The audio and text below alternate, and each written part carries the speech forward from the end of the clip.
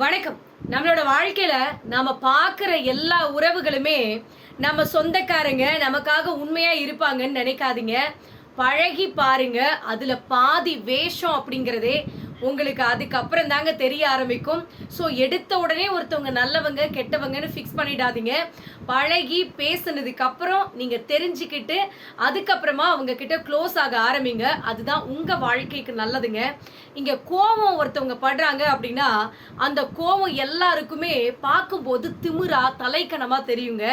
ஆனா யாருக்குமே தெரியறது கிடையாது அது வேதனையினுடைய வெளிப்பாடு அப்படின்னு. நிறைய பேரோட வாழ்க்கையில கோவப்படுறாங்க அப்படின்னு அவங்களுக்கெல்லாம் ரொம்ப திமிரு அதிகம் அப்படின்னு சொல்றோம். ஆனா அவங்க உள்மனசுக்கு தான் தெரியும் எந்த அளவுக்கு வேதனையா இருந்திருந்தா அந்த அளவுக்கு கோவப்பட்டிருப்பாங்க அப்படின்னு. அதை புரிஞ்சுக்கிட்டவங்களால மட்டும்தாங்க உணர முடியும். ஸோ அதனால கோவப்படுறவங்க எல்லாருமே கெட்டவங்க அப்படின்னு நீங்களே ஃபிக்ஸ் பண்ணிடாதீங்க. இங்க பேசும்போது தயவு செஞ்சு வார்த்தைகளை யோசிச்சு பேச ஆரம்பிங்க. இதை நான் ஏன் சொல்றேன்னு கேட்டீங்கன்னா, நாம பேசக்கூடிய வார்த்தைகளுக்கும் உயிர் இருக்கு அப்படிங்கிறத ஞாபகம் வச்சுக்கோங்க. இங்க வாழ்றது நம்முடைய உயிர் மட்டும் கிடையாதுங்க. நம்ம பேசக்கூடிய வார்த்தைகளும் நம்ம கூடவே சேர்ந்து வாழுது அப்படின்னு சொல்லுவாங்க. அதனால முடிஞ்ச வரைக்கும் பார்த்து பேசுங்க. அதுதான் நம்ம வாழ்க்கைக்கு நல்லது.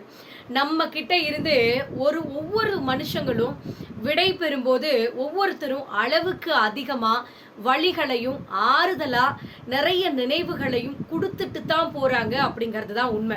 ஸோ நல்ல நினைவுகளை மட்டும் எடுத்துக்கோங்க. வழிகள் கொடுத்துட்டு போறாங்க அப்படின்னா அதை மறந்துறது தான் நம்ம வாழ்க்கைக்கு நல்லதுங்க.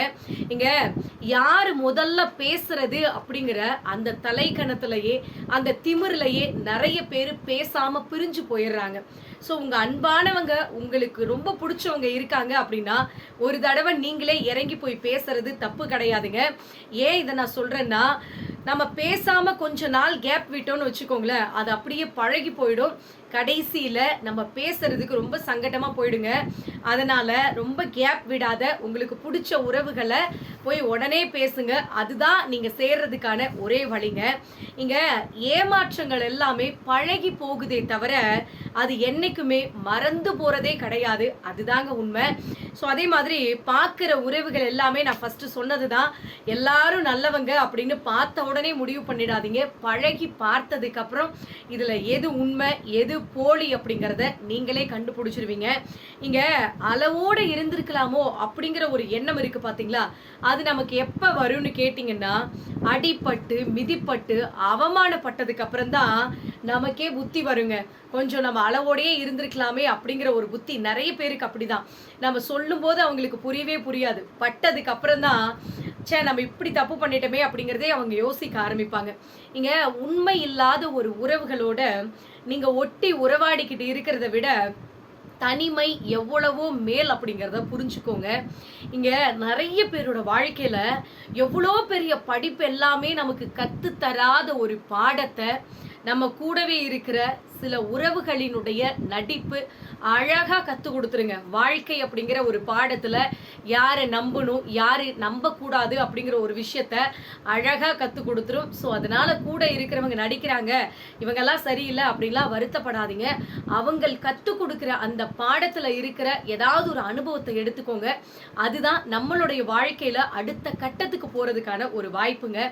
சில உறவுகள் நம்மளுடைய கற்பனையில மட்டும்தாங்க சொந்தம், நிஜத்துல கிடையாது. அதை புரிஞ்சுக்கிட்டீங்கன்னாவே நிறைய இடத்துல நீங்க அவமானப்படாம தப்பிச்சு கௌரவத்தோட வந்துடலாங்க. இங்க வருத்தங்களை வாய் விட்டு கூட சொல்ல முடியாம வாழ்க்கை தான் இங்க நிறைய பேருடைய வாழ்க்கையில அனுபவிச்சு வாழ்ந்துட்டு இருக்காங்க.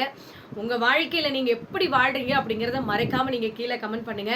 இங்க பல பேர் மனசு உயிரோட இருக்கிறது என்ன சொல்லுது அப்படின்னு கேட்டீங்கன்னா, உயிரோட தான் இருக்கிறோம் நடைப்பிணமா வாழ்ந்துகிட்டு இருக்காங்க. வெளியில சொல்ல முடியாத மனசுக்குள்ள ஏதோ ஒரு நெருடல்களோட நிறைய பேரோட வாழ்க்கையில என்ன காரணம்னு தெரியாம கவலைகள் மனசுக்குள்ள இன்னைக்கு வரைக்கும் இருந்துகிட்டு தாங்க இருக்கு. ஸோ அதையே நினைச்சுக்கிட்டு இருக்கீங்க அப்படின்னா வாழ்க்கையில எதுவுமே மாற போறது கிடையாதுங்க.